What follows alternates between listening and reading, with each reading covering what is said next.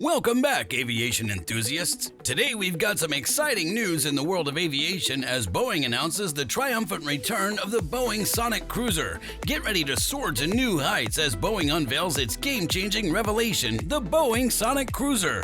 We're about to embark on a journey through the skies at supersonic speed, redefining air travel as we know it. So fasten your seatbelts and let's dive into the future of supersonic travel. In the late 1990s, Boeing had the audacious idea of making a wide-body plane that could fly 20% faster while still using less fuel and making less noise, two things that modern planes were starting to do at the time. During the time period, this thought came to mind. This idea was given the name the Boeing Sonic Cruiser. How did the idea for the Sonic Cruiser come to Boeing? When the new millennium rolled around, Boeing was in a tough spot. The company's once popular 747 and 767 types were starting to lose sales at the same time that Airbus's game-changing Super Jumbo, the A380, was just coming out. Boeing needs to win to make sure it will stay in business. The company needed a new plane that was new, high-tech, and would make the US-based manufacturer the clear leader in the aerospace industry again.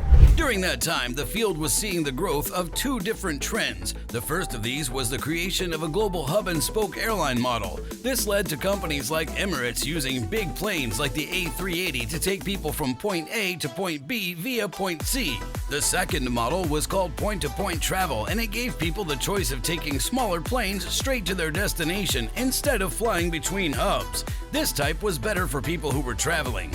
The Concorde was nearing the end of its useful life and was no longer cost-effective to run, so Boeing set out to make an aeroplane that would be faster and more efficient than any other. Because of this, the Sonic Cruiser was made. Peter Rumsey, who was working for Ingenia at the time and was the company's director of new aeroplane product development, said at the time, Boeing's thinking at the time was, why not just make a bigger plane? Passengers seem to like planes that take less time and have layouts that make them feel more comfortable. Along with wanting more direct trips, they also have said they want this.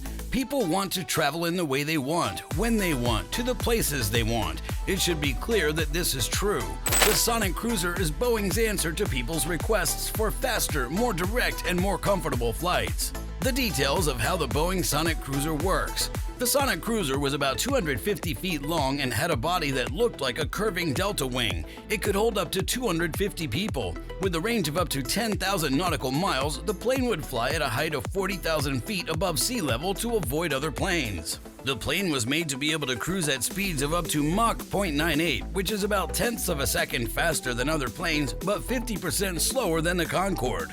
This speed made a big difference on longer lines. For example, it cut the time it took to get from Singapore to London by 2 hours. Boeing worked with a number of different companies to make a composite body for the Sonic Cruiser that could handle the extra pressures and use very little fuel. The Sonic Cruiser was made with the latest technology and materials. In 2002, Walt Gillette, who was in charge of the Sonic Cruiser project, said, "The Sonic Cruiser is a brand new class of flying vehicle. Almost every other type of commercial jet aeroplane is based on the design of the Boeing 707.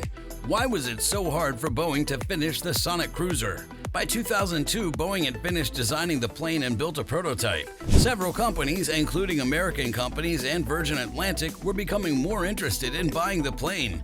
But the aircraft industry was going through a big change at the time. Because of the 9/11 terrorist attacks and the wars in the Middle East, the number of passengers had dropped by a lot, and petrol costs had gone through the roof. The airlines are more cost-conscious than ever, and they thought that cutting an hour or two off long trips wouldn't make a big difference in their finances. Even earlier, people who liked the idea started to back away. Richard Branson became more skeptical and said unless more runways are built, the Sonic Cruiser will have trouble because airlines won't have the slots to use the aircraft. Richard Branson was one of the first people who thought the project was a good idea. Boeing decided to stop working on the Sonic Cruiser because no one was interested in the project. Instead, it used its research and technology to make the Boeing 787 Dreamliner, which is a fuel-efficient and cheap-to-run plane that flies at normal flying speeds. In December 2000, 2002, the Sonic Cruiser project was put on hold in favor of Project Yellowstone/7E7, which was a slower but more fuel-efficient plane that would later be called the Boeing 787 Dreamliner. A lot of what was learned from the Sonic Cruiser was used to make the 787. For example, the fuselage and wings are made of carbon fiber reinforced plastic, the engines don't leak, and the cockpit and electronics are designed in a certain way. Boeing released a report in 2010 that talked about many possible designs for a supersonic plane with fewer seats. These ideas came from the work that Boeing did on the Sonic Cruiser and the work that NASA did on the High-Speed Civil Transport, or HSCT, idea. The planes included the 765-072B, a smaller version of the 765-076E business plane, and the 765-107B, a bigger plane that was built with the help of a NASA grant and given the codename Icon 2.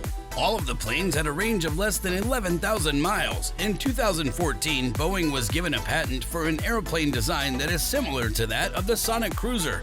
The patent was given in 2014 after the application for the idea was made public on April 16, 2012.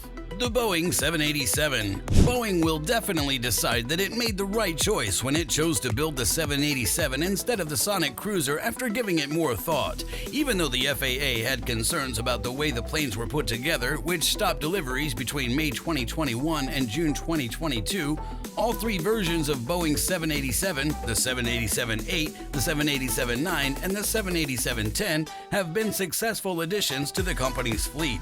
Since October 2011, when the first 787 went into service, more than 1,070 have been given to airlines all over the world, and another 680 are still waiting to be delivered. Also, people are still putting in orders, and there are rumors that the low-cost Indian airline IndiGo is about to place an order for 25 787s. With 77 787s in its fleet, All Nippon Airways is the biggest company that uses the 787 for business. United Airlines, which has 70 787s, comes in second place after All Nippon Airways.